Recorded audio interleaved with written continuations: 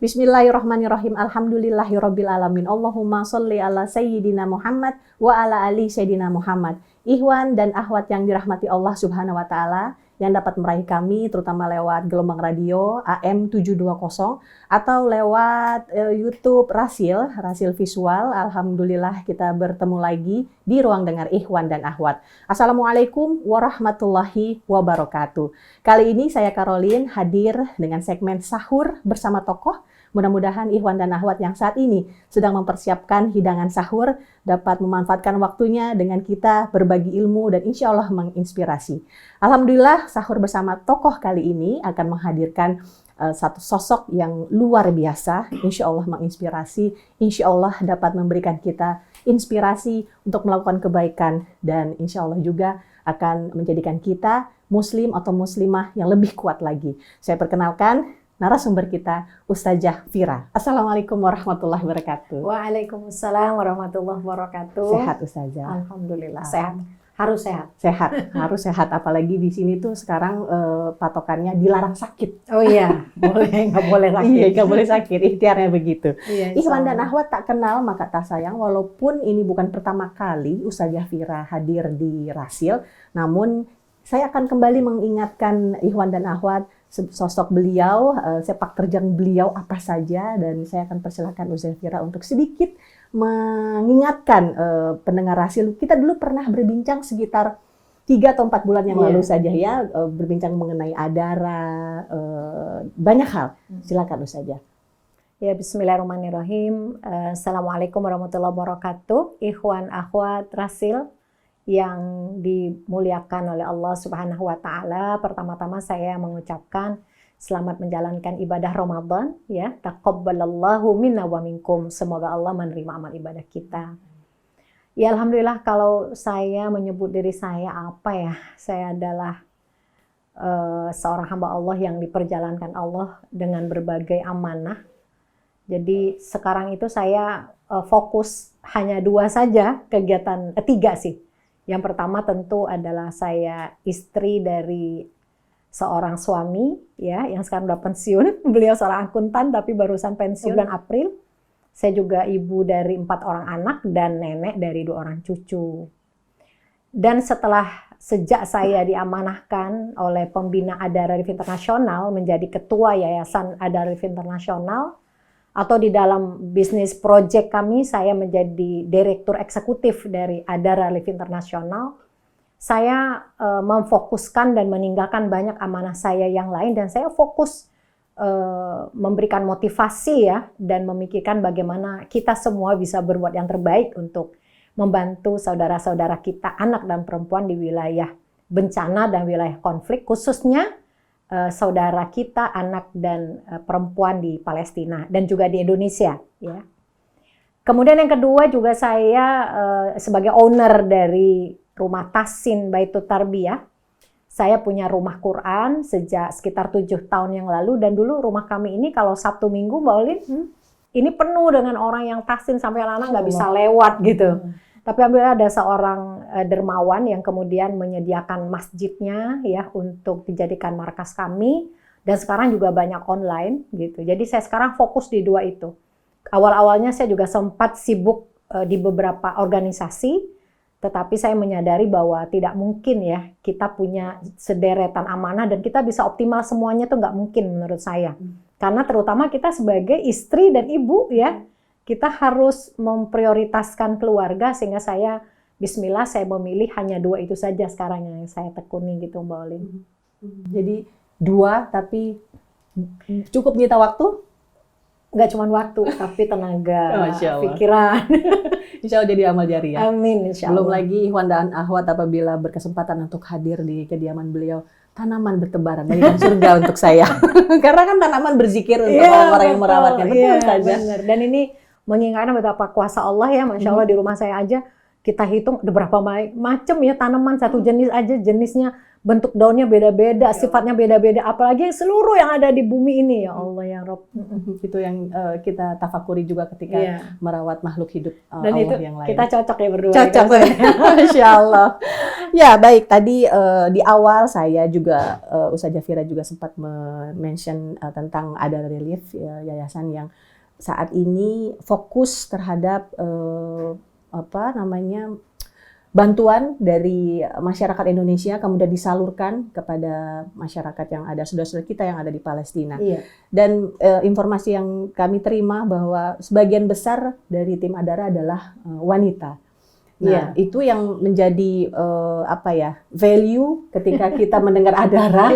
Yang ada di bayang kami adalah para Srikandi ini Masya Allah. tidak takut menerobos birokrasi, kemudian halangan-halangan untuk memberikan kontribusi kepada saudara-saudara kita di Palestina. Boleh diceritakan kembali Ustazah perihal Adara dan teman-teman di sana? Iya, jadi sekedar info, kami tanggal 14 Februari kemarin kami baru milad yang ke-14 dari 2008 ya. Insya Allah. Dan sejak awal memang pendiri Adara ini Ibu Yoyoh Yusro itu awalnya dihadiri atau diundang di konferensi internasional untuk aktivis Palestina. Dan itu perempuan-perempuan Indonesia tuh nggak punya wadah gitu untuk bicara di panggung. Akhirnya beliau pulang dan membentuk Adara Relief Internasional.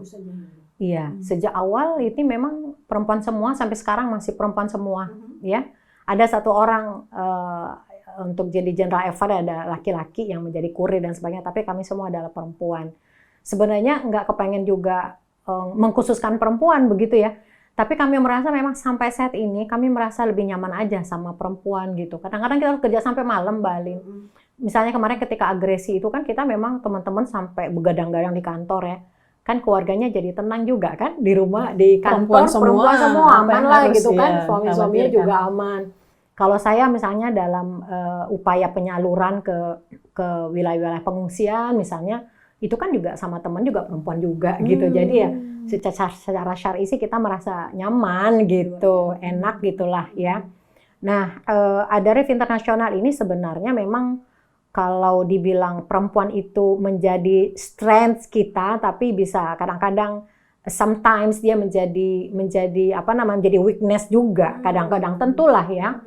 Misalnya ya kalau ada yang hamil ya kan, ada yang melahirkan gitu kan, atau yang usianya udah beranjak dewasa, kepikiran juga dong, aduh anak, kalau saya nyebutnya anak-anakku ini udah pada dewasa belum pada nikah gitu kan. Halo Iwan Ahmad kalau ada nyari istri gitu. Hubungi masuk website Adara ya, website Adara. Gitu ya kira-kira gitu. Dan memang di awalnya itu kita istilahnya masuk ke Adara itu kayak generasi-generasi awal. Saya juga termasuk generasi awal ya. Saya masuk Adara tuh 2010. 2008 kan Adara berdiri ya. Kita tuh istilahnya yang mau bantu Palestina ayo gitu. Masuk aja. Yang mau berjuang mau. Tapi kan lama-lama nggak bisa kayak begitu kan. Akhirnya kita sekarang mulailah merekrut anak-anak yang memang dia based on competence lah ya. Mereka anak-anak yang skill based kita ajak ke Adara gitu. Tapi tentu di atas semuanya itu kita bekerja, nilai yang kita angkat itu adalah nilai kemanusiaan. Jadi saya selalu bilang ke teman-teman, bekerja di Adara tuh nggak kayak kerja di kantor. Walaupun value-nya kita coba untuk value kantor ya. Ada profesionalisme yang harus kita tingkatkan. Kita juga ambil, kita sekarang punya ada konsultan manajemen, konsultan akuntansi, konsultan syariah, konsultan hukum. Ya kita semua udah punya, kita kepengen jadi profesional gitu. Dan tahun ini kita mengangkat 3 aman. Tadi kan nyebut melawan apa ya? Menembus batas-batas apa tadi? Birokrasi ya. Iya. Jadi kita sebut sekarang ada 3 aman nih, Mbak. Aman regulasi, aman syariah, dan aman NKRI. Jadi kita ingin menunjukkan bahwa kita ada sebagai lembaga filantropi yang sebenarnya kita ini meneruskan perjuangan para pendahulu bangsa. Bagaimana sering didengarlah bahwa yang pertama kali mengakui kemerdekaan dan mencoba agar Indonesia mendapat kemerdekaan itu adalah Syekh Amin ya, Syekh Amin yang waktu itu memang 3 hari sebelum Indonesia merdeka itu sampai di Belanda dalam pengungsiannya itu memberikan speech ya untuk bangsa Indonesia agar semangat gitu mengejar kemerdekaannya begitu ya. Atau ada seorang pengusaha Palestina bernama Ali Taher ya yang memberikan hampir seluruh hartanya tanpa minta tanda tangan, tidak minta kwitansi untuk perjuangan kemerdekaan Indonesia. Dan kalau kita bicara dari Presiden Soekarno sampai sekarang itu sampai sekarang alhamdulillah belum ada yang setuju dengan penjajahan Palestina, jajah Israel di atas bumi Palestina. Semua masih menentang gitu ya. Walaupun mereka masih sepakat dengan two state solution, tapi kita paham mereka sepakat bahwa Palestina ini ada sebuah negara terjajah yang anggota Konferensi Asia Pasifik ini cuman satu-satunya negara yang belum merdeka gitu.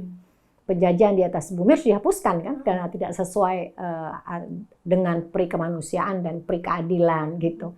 Ini yang kita usung, jadi kita bismillah, kita ingin agar walaupun kita secara internal kita sangat dijiwai oleh nilai-nilai dan pesan-pesan Rasulullah Shallallahu Alaihi Wasallam dalam memperjuangkan pembebasan Baitul Maqdis, tetapi kita juga akan mengangkat bahwa yang kita lakukan ini adalah sesuatu yang legal dan kita ini merupakan amanah dari konstitusi begitu. Nah inilah yang akan kita terus kita kuatkan untuk Adara Relief International. Masya Allah, luar biasa, mulia sekali, mudah-mudahan Allah mudahkan. Amin ya Allah. Perihal Palestina, Ustazah, ketika kita menyebut negara itu yang kita pikirkan dan kita ingat adalah kondisi saudara-saudara kita yang sangat memprihatinkan. Sampai saat ini rasanya kedamaian semacam masih jauh dari harapan kita semua. Apalagi di bulan Ramadan ini, Zionis malah tambah membabi buta biasanya kan. Biasanya tiap Ramadan ada agresi. Betul. Di awal tahun lalu, bahkan di awal Ramadan dia ambush kan, dia serang. Nah, kita ingin Ustazah menceritakan perihal wanita-wanitanya di Palestina, karena kita fokus terhadap semangat para wanita di sana dalam menciptakan para mujahid-mujahid dan membakar semangat juang mereka. Nah, informasi atau cerita-cerita yang Ustazah terima mungkin bisa di-share kepada Ikhwan Akhwat pagi ini ya, sudah sahur. Sahur. Ya baik Ikhwan dan Akhwat, ketika kita bicara Palestina, kita harus tahu ya bahwa Palestina itu sebenarnya dia merupakan sebuah negara utuh sebelum diobrak-abrik oleh Israel pada tahun 48 gitu. Jadi kalau kita bicara Palestina, saya akan menyampaikan dua kondisi yang berbeda gitu. Yang pertama kita bicara tentang tepi barat yang di dalamnya ada kota Al-Quds juga. Dan kedua kita bicara soal Gaza. Banyak orang yang nggak paham gitu ya, bahwa kadang-kadang kami suka ngetes gini nanya, Masjid Al-Aqsa adanya di mana? Mereka bilangnya di Gaza. Padahal dari kota Al-Quds ya. Nah ini karena kondisinya berbeda, tentu perjuangan para perempuan di sana juga berbeda. Al-Quds itu adalah negeri terjajah ya. Palestina tidak memiliki pemerintahan di sana, hanya ada otoritas Palestina, Palestine Authority, itu di beberapa wilayah di tepi barat. Kalau di Al-Quds itu memang steril gitu dari pemerintah Palestina, karena dia sekarang sejak tahun 67 sudah dikuasai oleh Israel. Nah kalau di sana, para perempuan-perempuan itu yang mereka hadapi adalah penembakan, penangkapan. Jadi mereka ditangkap, diculik, dari dari pos-pos militer atau ketika mereka menjemput anaknya pulang dari sekolah dan sebagainya mereka ditangkap. Kenapa perempuan-perempuan Palestina itu ditangkap? Salah satu penyebabnya adalah mereka dijadikan umpan agar kakak mereka, suami mereka atau ayah mereka yang dianggap melawan penjajah itu bisa ditemukan atau menyerahkan diri, ya. Juga penembakan-penembakan. Jadi kalau kita lihat tentang perjuangan wanita-wanita Palestina di Al-Quds, yang pertama mereka itu sebagian ada yang mengabdikan diri menjadi murabitoh. Murabitoh itu para penjaga Masjid Al-Aqsa. Jadi kita tahu di Al-Aqsa itu diberlakukan namanya taksim zamani dan taksim makani, pembagian tempat dan pembagian waktu. Pembagian waktu itu muslim-muslim hanya boleh masuk ke Masjid Al-Aqsa di 5 waktu sholat. Selainnya ditutup, tapi itu hanya juga buat perempuan atau laki-laki di atas usia 60 tahun. Yang kedua ada taksim makani, pembagian tempat. Ada tempat-tempat yang tidak boleh dimasuki oleh orang-orang Palestina. Dalam hal ini kalau kita bicara Masjid Al-Aqsa tentu muslim ya, tentu muslim. Dan ini tidak disepakati, tidak disetujui oleh saudara-saudara kita di Palestina. Sehingga mereka tetap menganggap itu adalah, sebagai kita tahu, bentar lagi kita dalam suasana Isra Mi'raj, sampai sekarang kita masih suasana Isra Mi'raj, ini adalah bumi Isra Mi'raj, kiblat pertama umat Islam, sehingga kami harus menjaga. Jadi ada murabil sekitar 500 wanita-wanita yang memang menghabiskan waktu mereka, seharian mereka tuh berjaga di Masjid Al-Aqsa. misalnya dengan mengajarkan Quran, atau mereka bawa sapu, nyapu-nyapu di sana, atau mereka masak nasi maklubah dan membawa ke masjid, membagi-bagi kepada para jamaah masjid atau membagikan minum. Jadi istilah ribat itu berjaga ya. Ribat itu nggak harus dengan sholat dan sebagainya, tapi mereka pokoknya memakmurkan masjid lah itu. Itu yang pertama. Yang kedua, ada orang-orang yang mereka tahu mereka ada di negeri terjajah dan mereka terpaksa harus berpisah dari suami mereka. Yang bahkan di penjara itu bisa jadi di penjara itu ada istilah mu'abbad, Mbak Olin. Mu'abbad itu, satu mu'abbad itu 99 tahun. Jadi kalau dia dianggap pernah membunuh satu orang tentara Israel, dia satu mu'abbad. Kalau dia 2 orang, dia 2 mu'abbad. Sehingga banyak wanita-wanita di Al-Quds itu yang mereka memang harus berjauhan sekian lama dengan di Al-Quds dan tepi barat ya dengan suaminya, karena suaminya mungkin dihukum 5 tahun mu'abbad atau 6 tahun mu'abbad. Bayangkan 600 tahun ya. Mbak Olin mungkin 5 hari aja berpisah sama suami kayaknya berat ini sampai 500 tahun gitu. Nah, yang ketiga juga mereka tentu ada yang mereka adalah ibu-ibu rumah tangga biasa, tapi saya bilang yang mereka tiba-tiba ditangkap di jalan tanpa tahu kesalahan mereka. Tapi ada juga di antara mereka banyak juga mereka memang scholars gitu ya, mereka akademisi, mereka guru, mereka wartawan. Yang nggak jauh dari Indonesia deh, yang namanya perempuan bisa bekerja bisa menjadi apapun gitu. Tetapi yang mereka hadapi, mereka bukanlah wanita-wanita yang pinter seperti di Indonesia dan negara merdeka, tapi semakin pinter orang di Palestina itu semakin dianggap sebagai ancaman. Nah, jadi ada satu istilah yang juga menimpa perempuan-perempuan ini merupakan perjuangan mereka juga yang disebut dengan administrative detention, tahap penahanan administratif. Kenapa disebut administratif? Mereka membuat hukum seolah-olah itu legal. Seolah-olah itu legal. Mereka menangkapi wanita dan anak dan perempuan di Palestina, tidak perlu disidang, tidak ada tuduhan, ditangkap aja gitu. Kalau ditanya, apa salah saya? Dia bilang, file kamu tuh file rahasia negara. Kamu tidak perlu tahu kenapa kamu ditangkap. Kan zolim itu namanya. Nah ini kira-kira. Kalau di Gaza beda lagi. Nah, wilayah merdeka. Satu-satunya wilayah merdeka di Palestina itu adalah Gaza. Ya, luasnya hanya 365 km. Kondisi di sana, perempuan-perempuan di sana, dia harus menjadi apa istilahnya breadwinner buat keluarganya. Dia harus membantu saudaranya, keluarganya untuk menjadi pencari nafkah. Kenapa? Karena suami-suami mereka banyak yang ditembak, menjadi korban agresi, ya mereka mati syahid dan sebagainya. Tetapi luar biasa, memang salah satu citra atau image yang ingin mereka lawan itu adalah bahwa Palestina, khususnya di wilayah Gaza itu adalah wilayah yang ngelawan banget sama Israel, ya. Dan mereka itu yang berani ngelawan Israel itu adalah teroris gitu. Dan kita tahu kenapa Gaza itu sekarang benar-benar dibombardir oleh Israel itu karena mereka berani. Contohnya misalnya ketika tahun 2006 terjadi pemilihan umum, ternyata partai yang didukung oleh Israel kan kalah ya, yang menang justru partai yang dibenci oleh Israel. Nah, kata Israel begini kira-kira, Gaza ini cuman kecil, kita tinggalin aja lah, kita fokus ke kota Al-Quds atau Yerusalem. Karena sejak dulu Zionisme dan menjajah Palestina itu ingin agar ibu kotanya pindah dari Tel Aviv ke Al-Quds, ke Yerusalem. Ya, sehingga ditinggalkan. Tetapi hukumannya apa? Diblokade. Darat, laut, udara diblokade, berobat pun susah. Ya, bahkan bahan makanan juga sulit. Jangankan bahan makanan, bahan bangunan. Beberapa waktu yang lalu itu ada pameran barang-barang yang dilarang masuk ke Gaza. Itu sampai ke botol bayi, sampai ke palu dilarang. Memang mereka ingin dihancurkan begitu. Nah, karena perjuangan perempuan di Palestina, di Gaza, satu, mereka melawan, mereka ingin menunjukkan bahwa mereka menjadi bagian dari perjuangan ini. Dan satu yang mungkin saya belum pernah sebut, Mbak Olin, bahwa di dalam ayat Al-Quran tidak pernah ada satu orang yang disebut Allah sebagai muharraron atau muharrorotan, pembela Baitul Maqdis atau pembebas Baitul Maqdis.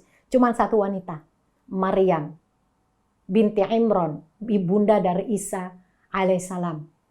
Di situ di ayat Ali Imran ayat 35 Allah mengatakan bagaimana bunda ibunya Maryam ketika Maryam masih berada di dalam perut mengatakan kepada Allah, "Inni nazartu laka ma fi batni muharraran fataqabbal minni." Ya Allah, aku nazarkan bayi yang ada dalam perutku ini menjadi pembebas Baitul Maqdis, terimalah aku. Dan itu makanya Maryam ini menjadi profil yang sangat dijadikan panutan. Bahwa ternyata yang diamanahkan untuk menjaga Baitul Maqdis itu adalah Maryam, bukan laki-laki gitu. Inilah yang membuat perempuan-perempuan Palestina itu bergerak menjadi perempuan yang resistance ya, yang mereka menyambut kematian anak yang ditembak itu tidak dengan air mata, tapi ada yang mengatakan bahwa darah-darah anak kami ini bukan melemahkan jiwa kami, tapi dia menjadi bahan bakar dari perjuangan gitu. Nah ini yang juga kami ingin mengalir di dalam diri teman-teman di Adara dan juga teman-teman yang bersentuhan, siapapun yang bersentuhan dengan Adara, perempuan-perempuan Indonesia gitu ya. Maka kita selalu mengatakan kalau kiblat ibadah kita adalah Masjidil Haram, tapi kiblat perjuangan kita adalah Masjid Al-Aqsa. Jadi menurut saya teman-teman Rasil, Mbak Olin kesini juga sudah bergabung di dalam perjuangan ini. Karena sekarang mungkin kita nggak terlalu ngeh sama Masjid Al-Aqsa, ternyata dia adalah kiblat perjuangan kita. Apapun kita, mau wartawan, mau guru, mau ibu rumah tangga, mau dokter, mau siapa saja, apapun kita, tetap kiblat perjuangan kita adalah membebaskan Baitul Maqdis. Itu penting, karena kita sangat merasa bahwa berita-berita tentang saudara-saudara di Palestina ini tidak banyak kita dengar di media-media yang mainstream, sehingga alhamdulillah sosial media sudah hadir di tengah-tengah kita, dan ini terus-menerus mengingatkan kita bahwa kita harus mengingat bahwa ada Baitul Maqdis di sini, saudara-saudara kita di Palestina yang masih membutuhkan minimal doa kita. Pokoknya kalau mendengarkan minimal banget itu doa kita, supaya misalnya pelurunya nyasar, jangan kena saudara kita di Israel, atau tiba-tiba hujan yang bisa menyuburkan pertanian mereka, atau tiba-tiba Allah kasihkan ikan di tepi laut. Saya sering mendengar itu ya. Padahal kan dibatasi kan tuh ya. Masya Allah kalau mendengar kualitas perempuan-perempuan di Palestina, ibu-ibu juga, ahwat-ahwat yang di sana, itu nggak bakalan ada yang mental-mentalnya seperti yang akan galau ketika menonton layangan putus ya. Ahwat. Jadi saya baru nonton satu episode, nggak mau melanjutkan lagi. Karena melemahkan mental seorang wanita itu merupakan agenda Zionis, itu yang saya pahami. Kalau kita bicara media massa, media sosial, jangan lupa mereka juga menggunakan media massa dan media sosial. Bahkan kita lihat 6 media massa internasional yang sangat besar itu kan dimiliki oleh Zionis ya. Kita sebut misalnya ABC, BBC, CNN dan sebagainya gitu. Makanya saya senang nih sama Rasil ya, moga-moga bergabung di dalam orang-orang yang berjuang dengan bidangnya masing-masing gitu. Gitu Mbak Olin. Masya Allah. Ikhwan dan Akhwat pasti sangat, sekarang jangan sampai ditinggalkan juga ya masakan di dapur, teman. Saya akan kasih jeda sebentar perihal apa saja yang kemudian dilakukan teman-teman di Adara, atau lebih banyak lagi perihal sosok tamu kita pada pagi ini, karena ini sudah masuk ke pagi hari ya Ikhwan Akhwat. Kita akan kembali setelah jeda nasyid berikut ini.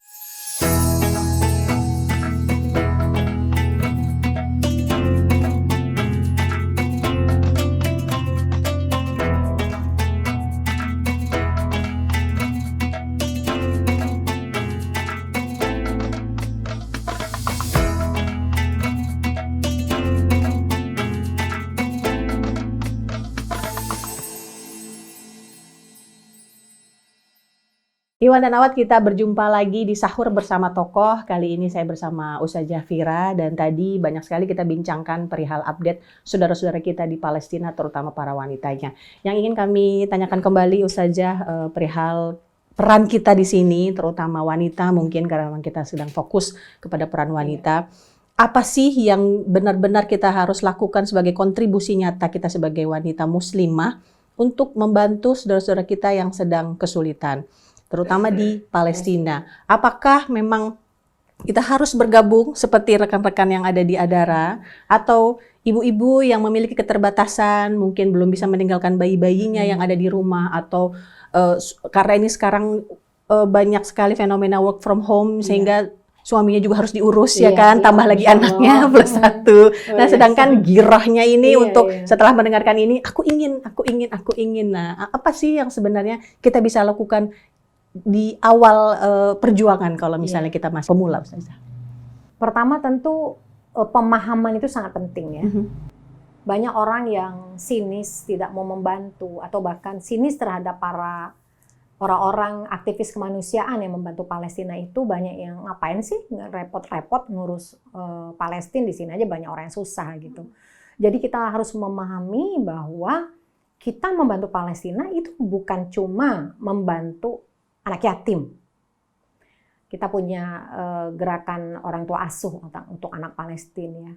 Bukan cuma membantu janda, bukan hanya membantu orang-orang yang habis diagresi, yang butuh kaki palsu, yang butuh operasi telinga, yang butuh operasi mata dan sebagainya karena akibat agresi.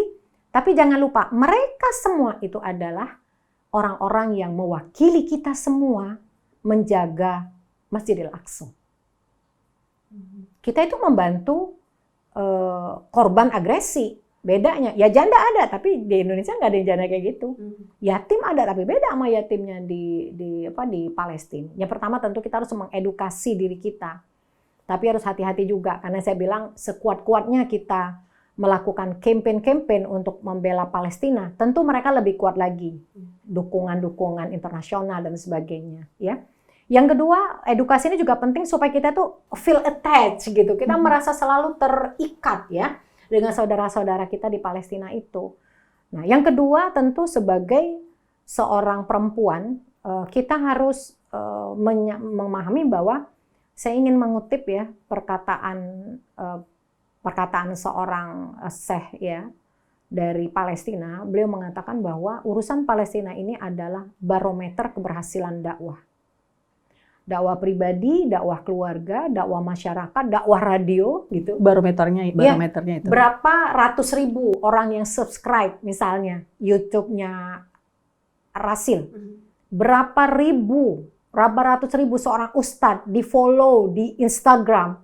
Tapi orang yang mengikutinya tidak memiliki kepedulian terhadap Palestina, dakwahnya gagal. Why? Karena pesan-pesan tentang Palestina ini dia ada di dalam ayat-ayat tentang akidah. Surat Al-Isra, ayat-ayat tentang akidah.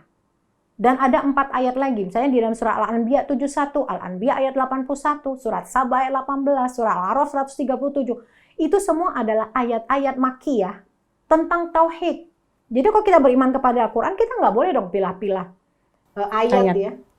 Jadi ada yang menyebutkan kan mereka meninggalkan sebagian ayat ya. Dan mengambil ayat yang lain gitu. Saya sebagai ibu, saya merasa gagal menjadi ketua adara kalau anak-anak saya tidak peduli terhadap urusan Palestina. Walaupun mereka tidak bergabung di dalam barisan adara, tetapi mereka paham. Mereka dengan misalnya anak saya nih yang paling kecil, dia bilang waktu agresi itu, dia di Twitter itu kan banyak teman-temannya yang senang-senang dengan K-pop gitu ya. Drama Korea. Dia nyebar-nyebarin info-info tentang kejahatan Israel. Jadi kata Rasulullah, wa qul i'malu 'ala makanatikum ini amil. Dan katakanlah beramallah sesuai posisi kalian. Apa aja gitu. Jadi tadi mengedukasi diri kita ya. Kemudian yang kedua juga kita memahami bahwa kita harus menyampaikan. Educate ourselves and educate others. Kata Rasulullah SAW ya, dikatakan disebutkan aslih nafsaka wada' ghairaka. Benerin dulu diri kamu, edukasi diri kamu, ajak orang lain. Itu harus kita lakukan. Kemudian kita mencoba untuk bagaimana kita selalu update gitu. Yang cukup saya prihatinkan adalah banyak orang yang peduli hanya ketika agresi itu disebarluaskan oleh media massa dengan sangat viral masif, viral apalagi oleh artis misalnya. Padahal setiap hari itu terjadi, every time, every day, anak-anak ditangkap, perempuan ditangkap, rumah-rumah dihancurkan. Di Yerusalem, di tepi barat atau di Al-Quds ada istilah disebut creeping annexation. Artinya penjajahan secara sedikit-sedikit. Kadang orang bilang, rumah di Sheikh Jarrah cuma dihancurin 6 aja udah ribut. Iya, hari ini 6. Di tempat yang lain 5. Di hari yang bersamaan. di wilayah yang lain di tepi barat ada 3. Itu terjadi tiap hari gitu. Dan memang rencana Israel itu adalah di tepi barat itu ada 60% Zionis yang berdiam di sana. Orang-orang Palestina cuma 40%. Dan salah satu yang mereka lakukan adalah mereka menolak disebut dengan right of return-nya orang-orang Palestina yang dijamin oleh PBB. Jadi mereka yang udah ngungsi sejak penyerangan Israel ke Palestina itu mereka punya hak untuk kembali. Tapi itu jangankan mau kembali, yang di dalam aja mau disuruh usirin gitu kan. Nah, kemudian yang berikutnya adalah panjang banget ya sih. Ngomong saja. Kepengen banget gitu cerita banyak mumpung dapat kesempatan ya. Tafadhol. Kemudian juga bagaimana kita mencetak generasi ya. Jadi bagaimana supaya kita tidak memisahkan masalah Masjidil Aqsa, masalah Isra Mi'raj ini hanya bicara soal sholat. Kalau kita Isra Mi'raj yang dibahas itu, buruk tuh kayak apa sih? Iya kan? Betul. Sholat, perintah sholat. Padahal letak pesan Isra Mi'raj itu adalah pembebasan Baitul Maqdis. Saya tanya sama Mbak Olin, Rasulullah SAW diisrokan, diperjalankan malam hari dari Masjidil Haram ke Masjidil Aqsa, lalu dimi'rajkan ke Sidratul Muntaha. Menurut Mbak Olin, mungkin nggak buat Allah mengangkat Rasulullah dari Masjidil Haram langsung? Mungkin. Sangat mungkin. Betul. Wallahu ala kulli syai'in qadir. Iya. Tapi di situ Allah mengatakan pesan penting umat Islam dalam peristiwa Isra Mi'raj bahwa ada Masjidil Aqsa itu bukan bukan perintah sholat di Sidratul Muntaha, tetapi bukan buruk yang membawa Rasulullah, tapi tidak ada satu wilayah pun, ikhwan akhwat, di mana para nabi 125.000 nabi dan para rasul sholat bareng diimami oleh siapa? Nabi Muhammad SAW. Hanya terjadi satu hari, satu kali, di satu tempat, tidak akan terulang di hari kiamat, hanya di Masjidil Aqsa. Itulah peran Isra Mi'raj. Artinya apa? Rasulullah disuruh mengawal, umatnya disuruh mengawal untuk mengembalikan Masjidil Aqsa, bumi Isra Mi'raj, kiblat pertama umat Islam, ke tangan pemiliknya, yaitu para nabi. Nabi yang sejak dulu tidak pernah menyimpangkan tauhid. Ya, maka ada guru saya mengatakan pembebasan Palestina, membebaskan Baitul Maqdis itu tidak semata masalah kemanusiaan, tetapi dia adalah gerakan penghambaan kepada Allah. Masya Allah. Mau kita buktiin penghambaannya di mana? Pertama, surat Al-Isra ayat 1. Bunyinya subhanalladzi asra bi'abdihi lailan minal masjidil harami ilal masjidil aqsa alladzi barakna haulahu linuriyahu min ayatina. Maha suci Allah yang telah memperjalankan apa menyebut Rasul. Menyebut Nabi tidak, memperjalankan hambanya. Apa artinya? Itu tidak ada rekayasa Rasulullah, tidak menjadi rencana strategis Rasulullah ketika diangkat menjadi Nabi, tidak. Tetapi dia merupakan suatu peristiwa, seketika kehendak Allah, rekayasa Allah, aku perjalankan engkau sebagai hambaku. Maksudnya apa? Istilahnya Rasulullah la haula wala quwata illa billah.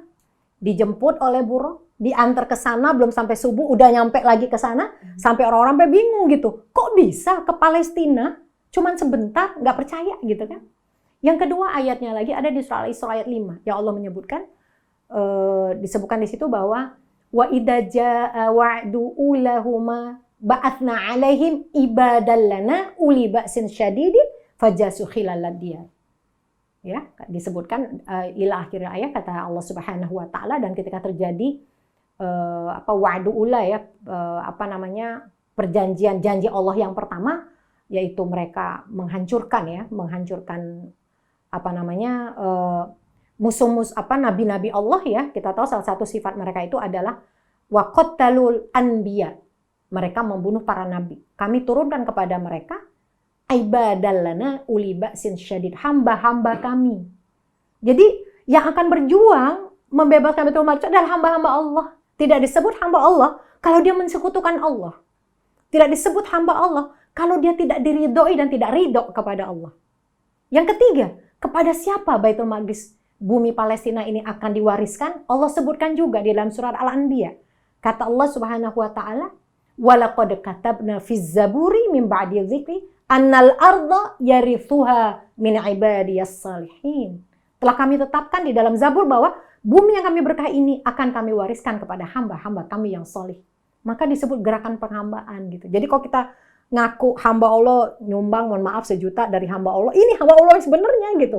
Kita berjuang nggak buat pembebasan Baitul Maqdis? Allah telah ingatkan dalam Al-Quran Iya. semuanya ya. Semua. Dan yang saya sebutkan itu hanya beberapa ayat ya. Banyak sekali Mbak ayat-ayat. Banyak orang kok bicara soal Palestina ini, kesannya cuma surat Al-Isra aja gitu. Padahal ayat lagi. Even surat Watini waz-zaitun, wa turi sinin, wa hadzal baladil amin. Itu adalah sumpah Allah. Yang pertama, watini waz-zaitun, atas bumi atin dan zaitun. Yang kedua, watini waz-zaitun, wa turi sinin, bumi Tursina. Yang ketiga, wa hadzal baladil amin, negeri yang aman. Bukit Tursina adalah tempat Nabi Musa alaihissalam menerima perintah risalah kenabian. Wa hadzal baladil amin, kota Mekah al-Mukarramah adalah kota tempat Nabi Muhammad sallallahu alaihi wasallam mendapatkan risalah kenabian. Lalu ada apa dengan watini wa zaitun? Itu adalah bumi yang buah tin dan buah zaitunnya sangat baik, sangat bagus, terbagus seluruh dunia, dan dia adalah tempat di mana Nabi Isa alaihissalam menerima risalah kenabian. Maka Allah bersumpah atas nama Palestina di ayat yang pertama, watini wa zaitun. Kan banyak yang nggak tahu gitu. Ini ayatnya tentang Palestina gitu ya. Jadi ada banyak banget gitu. Nah inilah yang membuat saya, salah satunya saya dengan sangat terpaksa meninggalkan banyak aktivitas saya untuk membantu saudara-saudara kita yang sedang berjuang untuk membebaskan Baitul Maqdis itu kembali. Jadi yang bikin Ustazah akhirnya pada awal muasalnya memutuskan untuk mendedikasikan waktu, tenaga, pikiran untuk Palestina itu pada saat kapan, di mana, atau apakah ketika bertemu almarhumah Ustazah Yoyo atau bagaimana Ustazah? Jujur waktu almarhumah hidup saya tidak sempat dekat dengan beliau, hanya just cuma tahu aja gitu ya. Tetapi saya ngelihat kok sejak saya ngurus tentang Palestina ini sepertinya memberikan keberkahan banyak buat diri saya. Asal muasalnya jadi memang sudah terlibat. Saya diajak tahun 2010. Waktu itu Ibu Nurjana Hulwani sebagai ketua Adara ya, dan saya udah kenal juga sama beliau sebagai sahabat saya. Bantuin dong gitu. Ya oke lah. Misalnya sudah ada kegiatan lain. Udah banyak ceramah di mana-mana terutama gitu kan. Tapi kemudian semakin kesini saya ngeliat kok susah ya ngajak orang gitu ya. Kok nggak semua orang mau ya gitu. Dan memang ini bukan aktivitas yang populer gitu. Nggak keren lah gitu maksudnya. Nah, justru bukan nggak keren maksudnya tidak secara apa ya, secara materi tidak mendatangkan materi. Kalau kita nyari duit bukan buat kita kan, kita langsung mendonasikan gitu kan. Secara tenaga juga namanya kerjaan kemanusiaan ya, bekerja 8 jam sehari itu ya memang sangat kurang gitu. Apalagi kalau kita koordinasi dengan mitra-mitra kita di Palestina, di Libanon, di Yordan, di mana-mana itu jarak waktunya kan sekarang kan 5 jam ya. Mereka melek, kita tidur dia melek. Itu kadang-kadang suami sempat bilang juga udah malam gini masih kerja aja gitu kan misalnya ya. Tetapi justru saya merasa kok Allah menempatkan saya di sini gitu. Ya. Dan saya ngelihat juga bahwa saya pikir ini saya nggak boleh main-main nih kalau ngurusin ini gitu. Saya kalau cuman nyambi sama yang lain ini nggak akan bisa. Kalau nggak saya siapa lagi gitu kan? Sebagai yang diamanahkan sebagai ketua ya dari Adara Live International. Jadi jujur ini saya lebih banyak learning by doing juga ya. Yang pertamanya sekedar dakwah secara umum, membantu kebaikan, amal solih, tapi dengan banyak mendapatkan kajian-kajian juga, motivasi dan ilmu-ilmu ya dari para pendahulu kami, juga dari ulama-ulama yang memang berkecimpung dalam soal Palestina ini, kok saya merasa terpanggil gitu. Sehingga saya banyak meninggalkan tugas dakwah saya yang ceramah dari Majelis Salim ke Majelis Salim, karena saya pikir itu udah banyak yang ngerjain lah. Kalau untuk Palestina masih sedikit yang ngurus gitu. Sepakat saja. Iya, nggak banyak gitu yang mau kerja gitu. Iya. Karena saya menggarisbawahi statement atau quote dari Ustazah yang bilang bahwa barometer keberhasilan apapun itu, dakwah, kemudian usaha untuk umat itu adalah apakah ia itu peduli atau tidak dengan Palestina. Betul. Karena itu yang terlewat dari kami semua, dari kita semua. Jujur ini untuk jadi sorotan atau jadi catatan penting untuk anak-anak kita misalnya Ustazah. Saya boleh bercerita sedikit ketika saya sejak lama di Rasil kemudian pengetahuan tentang Palestina. Betul kata Ustazah, langkah awal adalah mengedukasi diri kita sendiri. Bagaimana pada awalnya saya tidak peduli dengan hal-hal yang dapat mendukung Israel untuk dapat membeli senjata atau segala macam. Bagaimana saya menganggap enteng perihal boykot dengan alasan orang-orang bilang nggak ada hubungannya. Kan karyawannya juga Muslim. Kenapa harus? Saya sangat penyuka kopi. Kemudian yang paling berat pada saat itu adalah memutuskan untuk tidak lagi mengkonsumsi kopi Medusa itu. Itu ternyata jadi olok-olokan untuk rekan-rekan saya yang ketika itu kan idealis ya, ketika mereka mengajak kita kan namanya juga sosialisasi, ayo kita meeting di sini. Saya kan sekarang ini saat ini bisa dengan tegas mengatakan saya lebih baik tidak meeting apabila Anda semua memutuskan untuk kita bertemu di sana. Tapi itu kan terjadi dengan jangka waktu 2 sampai 3 tahun ketika saya kenal Ustazah, ada Ustazah Herlini Amran yang secara terus-menerus mengingatkan, kita ada saudara di Palestina, apa yang sudah Anda lakukan? Minimal tidak membantu negara Israel untuk dapat dana dengan apa sih kalau kata teman, apa hubungannya cuman kita tidak membeli satu cangkir kemudian membantu negara. Saya bilang kalau semua orang berpikiran seperti itu, bagaimana? Itulah yang menjadi concern kita Ustazah. Generasi saat ini generasi abai, generasi yang mengatakan nggak efek, nggak dampak. Nah, ini kan penting untuk kita sebagai orang tua. Kita, ya? Betul Ustazah. Bagaimana menurut Ustazah? Betul. Dan jangan lupa sedikit bicara soal boykot tuh. Boykot itu yang pertama menyuruhkan boykot siapa, Mbak? Tahu nggak? Orang-orang Palestina. Mereka ya? Mereka yang menyuruhkan boykot. Jadi mereka memang tahu ini perannya luar biasa gitu untuk menghancurkan kami begitu. Dan memang ini luar biasa ya. Jadi maksud kami juga, kami dari Ada Relief Internasional juga berusaha untuk melakukan edukasi kepada anak-anak muda ya. Kita punya program, insya Allah kita sudah punya program namanya Adara Youth sama Saladin Mission. Itu kita juga mau ngerekrut volunteers anak-anak SMA dan kuliah ya. Yang kita nanti akan bina mereka dengan pengetahuan nggak cuma pengetahuan tentang Kepalestinaan juga, tetapi skill-skill yang sangat bermanfaat. Termasuk bagaimana mereka mau menjadikan media sosial mereka itu sebagai media-media yang speak up dan speak out tentang Palestina gitu. Dan kita ingin mereka tuh akhirnya sadar bahwa ternyata ngurusin Palestina itu keren gitu loh. Karena kita kasih tahu ternyata di luar negeri itu yang berbicara melawan Israel itu bukan cuma orang Muslim. Ya. Justru orang-orang non-Muslim yang kayaknya lebih ngerti dari kita gitu kan. Kalau kita kok nggak tahu lah, wallahualam kenapa bisa terjadi. Kayak nggak pede gitu. Kayak nggak pede, bener ya. Makanya artinya ya kayak kami juga mulai berbenah ya, internal, eksternal gitu ya. Kami ingin menunjukkan bahwa kita harus serius loh gitu. Kita tuh jadi lembaga kemanusiaan tuh bukan cuma ngumpulin donasi, nyalurin, ngumpulin. Tapi enggak, kita jalankan 3 nih Mbak. Sesuai manhaj strateginya Rasulullah. Yang pertama edukasi. Edukasi Rasulullah terlihat dari ratusan hadis tentang keutamaan Baitul Maqdis.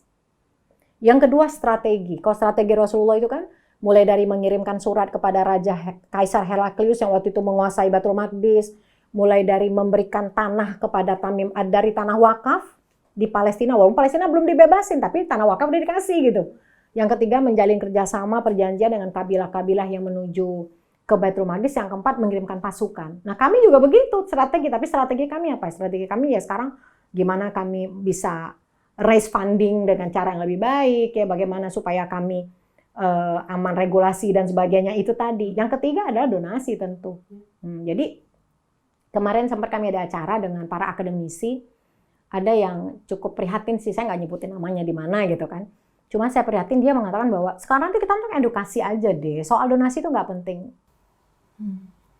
Pertanyaannya adalah, ternyata ada hadis Rasulullah SAW yang berbicara kepada Maimunah binti Sa'ad. Maimunah binti Sa'ad itu adalah seorang wanita yang melayani Rasulullah. Mungkin karena sudah terlalu sering mendengar Rasulullah SAW menyampaikan kelebihan Baitul Maqdis, keutamaan Baitul Maqdis, sampai dia berkata kepada Rasulullah, ya Rasulullah, aftini bil Baitul Maqdis. Berikan aku fatwa tentang Baitul Maqdis. Kata Rasulullah, ardul mahsyar wal mansyar. Dia adalah bumi tempat kalian akan dikumpulkan nanti di hari kiamat. Itu fasolu fihi. Datangi sholat di sana. Kata Maimunah, kan sekarang lagi dikuasai sama Romawi. Kalau aku nggak bisa ke sana, bagaimana? Kata Rasulullah SAW, fatuh dilahu zaitan, kirimkan minyak zaitun untuk menerangi lentera-lenteranya. Minyak zaitun itu minyak yang paling bagus. Yang paling bagus, yang paling utama. Artinya apa? Kirimkan donasi terbaik kalian.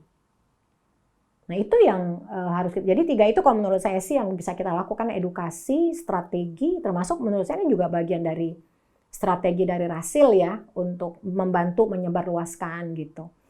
Yang ketiga juga adalah donasi, dan Adara bekerja di 3 hal tersebut, dan itu kita lakukan bukan hanya di kalangan tertentu. Mbak Olin, walaupun kita perempuan ya nggak mesti juga yang membantu Adara perempuan, nggak, siapa aja gitu. Siapapun yang hatinya terkait, siapapun yang hatinya tertarik, yang terpanggil untuk tetap peduli dan membantu ya, nggak harus bergabung di dalam barisan Adara gitu, tetapi ayo manfaatkan media-media sosial kami ya. Kami sekarang ada website, kami punya media website tuh ada 3 nih insya Allah. Yang satu udah lama launching, yang satu ini dia khusus untuk edukasi. Jadi teman-teman silakan mencari info-info terkini di situ. Kita juga punya Instagram, punya Twitter, punya Facebook, bahkan punya TikTok juga gitu ya. Nah ini salah satu cara kita untuk mengembangkan edukasi begitu. Adakah strategi kemudian Ustazah menggandeng public figure karena sekarang mereka kan bisa dibilang sebagai influencer ketika mereka bicara sedikit kemudian langsung orang percaya. Tapi ada nggak kesulitan untuk menggandeng? Iya, oke. Karena ada yang sudah bekerja di tempat yang lain, atau ada yang saya nggak mau terikat sama organisasi tertentu, atau ada juga yang masih agak takut-takut gitu ya. Tapi jujur kita sebenarnya kepengen gitu, ada yang punya gitu, tapi tentu yang latar belakangnya aman gitu ya, secara pribadi tentu bukan orang-orang yang jangan lupa bahwa ini adalah gerakan ubudiyah ya, gerakan penghambaan kepada Allah. Jadi kita ingin orangnya minimal dia adalah orang yang secara akhlaknya aman gitu ya. Ya doain aja nih, moga-moga kita bisa menemukan gitu. Untuk sementara sih buat orang-orang yang orang-orang tertentu, mereka maulah memberikan suara-suaranya buat Adara, tapi untuk menjadi ambasador dalam mana sesungguhnya eksklusif itu memang kita belum punya gitu. Ya kita berpikir sekarang itu gitu. Thank you banget Mbak Alin diingetin. Ya karena saya melihat rasanya sekarang itu merupakan kekinian strategi menggandeng mereka tuh, dan lebih efektif nampaknya. Benar, insya Allah. Dan yang mendengarkan pada pagi hari ini ada yang berminat, ya kan, tiba-tiba ini kan bisa di-relay di luar negeri, ada yang mendengarkan dari Malaysia mungkin, kalian dengarkan juga di Malaysia, Masya Allah.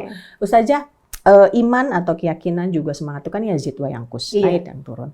Yang ingin kita ketahui adalah bagaimana secara fisik maupun secara rohani Ustazah memotivasi diri sendiri untuk tetap istiqomah berada di jalan ini, di path ini. Saya tidak terfikir keluarga Ustazah, suami terutama, orang-orang di sekitar Ustazah, orang kita yang nggak aktif aja dicemooh seperti itu, apalagi Ustazah yang benar-benar ada di lingkaran itu gitu Ustazah. Iya, Masya Allah. Kalau saya pribadi tentu, karena saya aslinya itu adalah seorang ustadzah ya, daiyah gitu. Sebelum bergabung dengan Adara juga kan, saya ya alhamdulillah ya Allah berikan saya hidayah untuk ngafalin Quran, untuk menjadi penceramah gitu ya. Rasanya malulah kalau kita tidak menjadi teladan, ya. Malulah. Saya selalu mengutip ke teman-teman, saya bilang, we are leaders. We are not leaders because what we talk to people, tapi we are leaders because apa? When our action inspire others to dream more, to act more, and become more, you are leader. Saya harus membuktikan omongan saya dong. Kamu jadi pemimpin kalau tindakan kamu itu membuat orang jadi lebih banyak bermimpi untuk menjadi lebih baik, untuk berbuat lebih banyak dan menjadi orang lebih baik, itu kamu pemimpin sebenarnya. Jadi nggak perlu canggih cara kamu ngomong begitu. Itu menurut saya salah satu. Yang kedua tentu tadi ya, kita tidak boleh melupakan bahwa landasan dari perjuangan kita ini adalah pesan-pesan Allah Subhanahu wa Ta'ala yang ada lebih dari belasan ayat dan lebih dari 100 hadis Rasulullah Sallallahu Alaihi Wasallam terkait Baitul Maqdis.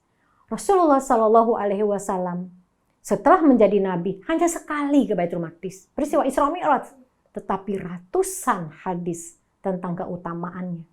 Bahkan yang selalu mengingatkan ini amanah Rasulullah, Mbak Olin.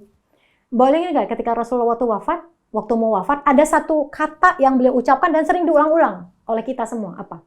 Satu perkataan Rasul pas mau meninggal. Ummati? Yes. Tahu nggak?